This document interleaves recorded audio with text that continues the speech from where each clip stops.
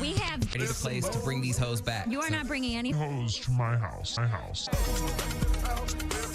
All of a sudden, you're in New York and it's surrounded by hoes. That don't mean you got to become one. I just think you need to think it through. I just think it's interesting. You were having a hoe phase and you're not including your friend Dustin.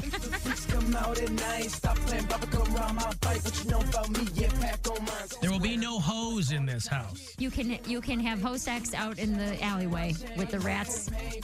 They got hourly rooms out there. That is so ratchet.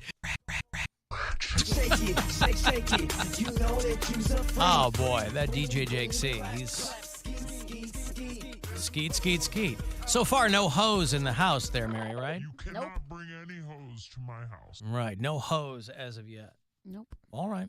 I love ratchet.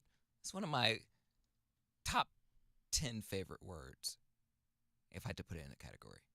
One of your top 10, where does it rank in that 10? I don't know. I mean, you got to know what your number one favorite word is. Might not be ratchet, but if you go, it's bitch. It's bitch. Yeah. Really? I don't like bitch. Well, Bitch but you're not is- Poundcake. Yeah, bitch is, it has so many different uses. It's bitch, serious. Bitch? Like yeah, no, I angry. get it. Like- I understand all the permutations of it. It's just like the word feels icky to me. Yeah, well, it's just in how you use it. But I understand you wouldn't use it. But me, it's, you know, every It's your language. bread and butter. Yeah. Right.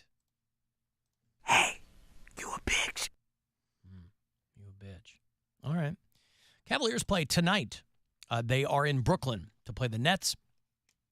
That is a 7:30 tip-off tonight, so 7 o'clock here on the Buzzard and on the iHeartRadio app is when the pregame coverage will begin. They beat the Wizards in Washington last night.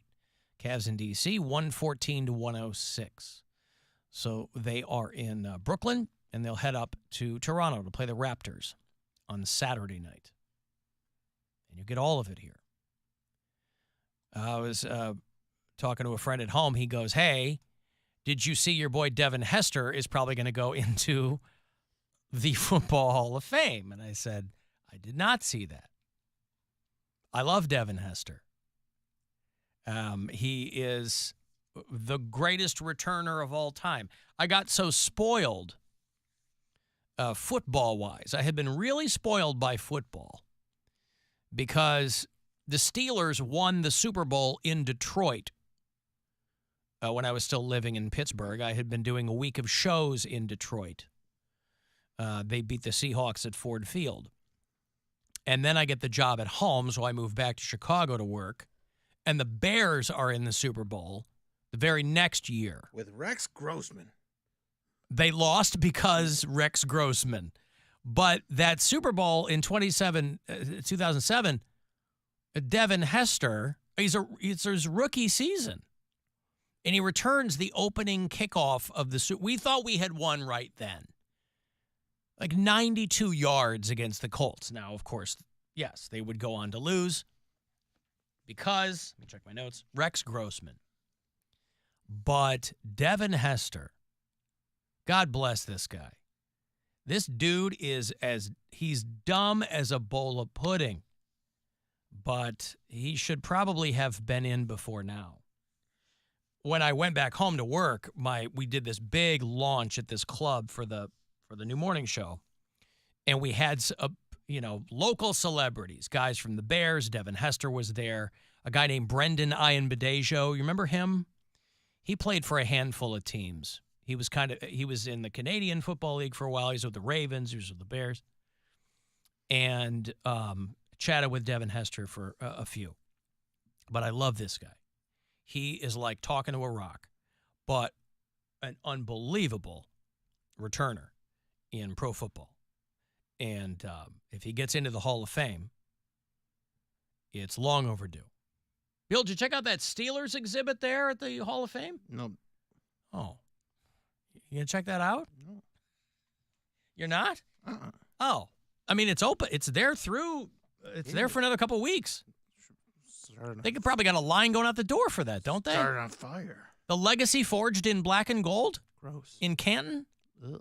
Oh, I bet they have a whole thing on the Immaculate Reception. They got a Browns thing coming up.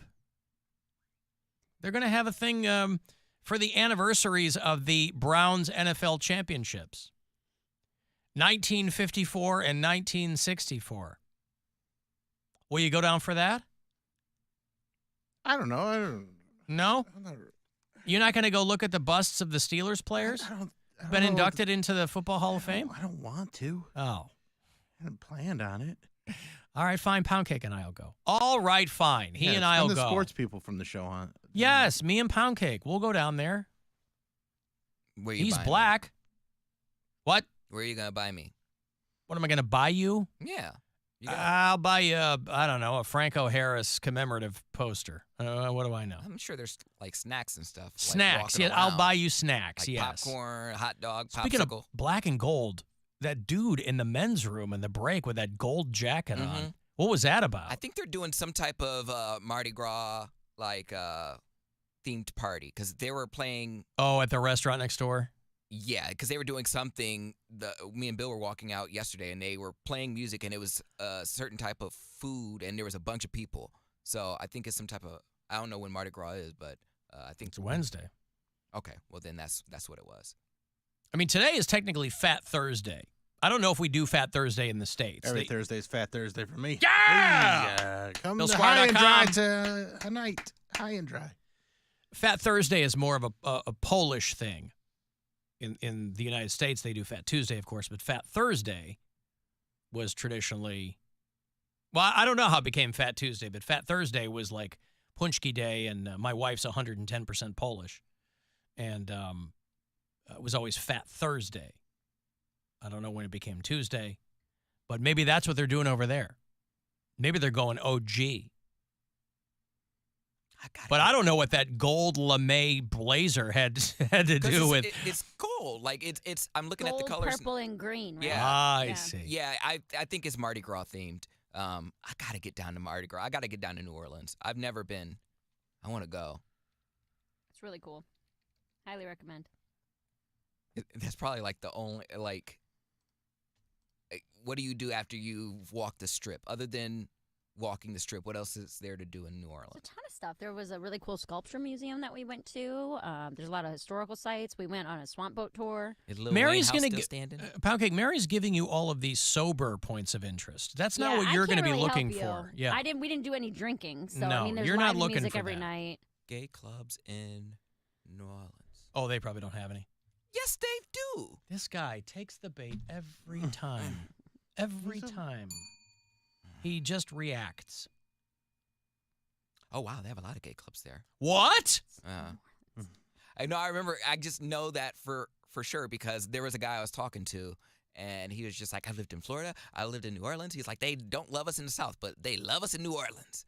And there's just so. Yeah, New Orleans is like a different country in the United States, with or without Mardi Gras. You know they call it the Crescent City. You know why? Because everybody loves those Pillsbury rolls there.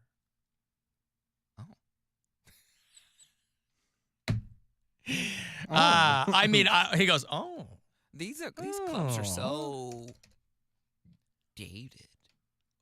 That's what you're landing on there? Oh, I'd really like to go to New Orleans, but their gay But clubs not look the so history, dated. though. What? Yeah.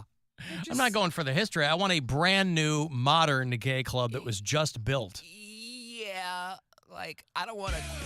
Yeah, but the whole city is steeped in history and culture. I don't want to have to worry about if your pipes are gonna burst while I'm trying to twerk. Is that a euphemism? No. Should be. Let's start the war. Hey, if I'm going to twerk on you, your pipes aren't going to burst, are they? Because I don't want that to happen. Crescent Cleveland Boat Show. Oh, wait. We're talking Wrong one, gay Bill. bars. I got confused. Well, listen, I think that one of these years, Poundcake should go down for Mardi Gras. I can't go by myself though. I'll die. You won't go by yourself. I'll send you with a bunch of broadcasting equipment. Okay. And you can walk around talking to people. Well, yeah, that'll give me a shield. No one's gonna hurt a broadcaster. No, nobody will knock you over and take all of your equipment. That won't happen. I only almost got jumped by a bunch of girls on West 6th a couple years ago. How do you almost get jumped? Because I ran away. They were in mid pounce. I didn't wait to see that one of the bitches took off their stilettos. And I was like, uh-oh. Like, so. What had you done? You asked me a racially charged question. And You're talking about when we did Drunk West Six Girls? Yeah. That wasn't a couple of years ago. That was like your first couple of months on the show. I think I did it twice. So I thought you meant you were like down there as a civil. Oh, I see. No, I was asking. Oh, Drunk West Six Girls, yeah. I was asking him some racially charged questions, and it was a white girl, and she was like, well, I don't know how to answer that. And then this chick in the background who happened to be black, she's like, we're not doing this. She's like, Maureen, get out the way. And I'm like, I was like, no. I was like, it's just a joke. And then I ran. But she had her shoes off, and if a chick takes her shoes off and she's not even drunk, run. I wonder if I have your old questions. I'm sure they're probably on your there. deaf aunt keeps sending me naked selfies? Oh, that's That's Mattitude. Yeah. What is your deaf aunt? I think you said my questions were trash. I don't know. I'm trying to get the number for Johnny Manziel's Coke dealer. You know where I could get that? No, but he's probably in jail by now because I heard there's a drought. What a great voice. Oh, what a fantastic voice. How I miss those Drunk West Six Girls.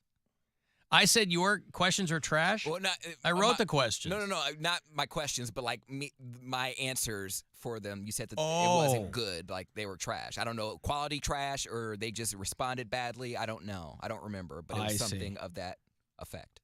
Hey, man, forget New Orleans because the hijinks for Super Bowl weekend have begun. Did you see the video of the guy who was climbing the Las Vegas Sphere? How do you even do that? It's a sphere. I don't know. Yeah, Suction cleats on, cups? Yeah. climbing a multi-billion-dollar structure. Don't know. Said he was climbing to raise money for a homeless pregnant woman. Bro, What does that even mean? you can't. How? He's a skyscraper. Well, he probably looked at the Las Vegas skyline and thought, what reminds me of a pregnant woman? I would have loved it if they And would then have. climbed on the sphere. They make like eyes, like a smiley face with eyes that follow you. I would have loved it if they would have just had the eyes follow. Like, bitch, what you doing? Like Giant climbing eyes on yeah. the sphere. Like, what you doing? Or just projected a sonogram onto it. Oh, He's calls himself a skyscraper climber, a guy named Madison Deschamps. Sure, a stage name. Live streamed his climb on Instagram and then told followers that he wanted to raise money for a homeless pregnant woman. He's trying to call attention to the forced birth divide in the country, I guess. Well, anyway, you figure that Sphere, they're losing money, so they probably figure, well, any press is good press. U2 is still playing there. I think their residency ends with the Super I think Bowl. Grateful Dead is going to be there next. Yeah, Fish and Yeah. Dead and Company are going to be doing some shows there too. So I think they just aim too high. Like anything is gonna lose money when you're, you have to. It takes $1 billion a year to keep the lights on there. Like I don't know who grosses that. Maybe Taylor Swift, but she would have to have a residency there for a year. well, yeah, but you plan those things out. I mean, you when you are creating a prospectus for something like this, you go, well, here's what we expect to make. And if you don't, if you're not making your nut. I just don't understand that because like movies, if they're lucky, they break even now.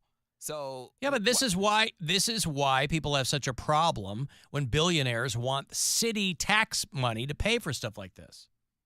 Because they go, okay, well, the gains are ours, but the losses are yours. Dummies of Vegas or dummies of Cleveland or whatever it is. So I don't know what the specifics are on the thing with the Sphere, but yeah, they're not making money right now because it costs a lot to keep it going. And gambling, none of these players are supposed to gamble. A couple of them have already gotten scooped up. One guy that just got signed to the Raiders got pinched for a DUI. He's not playing in the Super Bowl, obviously, but there's a lot of pro ball players there, and they're having fun.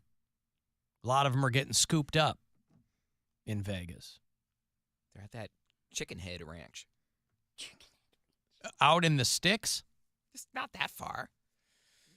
I haven't been out there. And they don't. And they one of the amenities they include is they send a limo for you. Well, then why would he get picked up?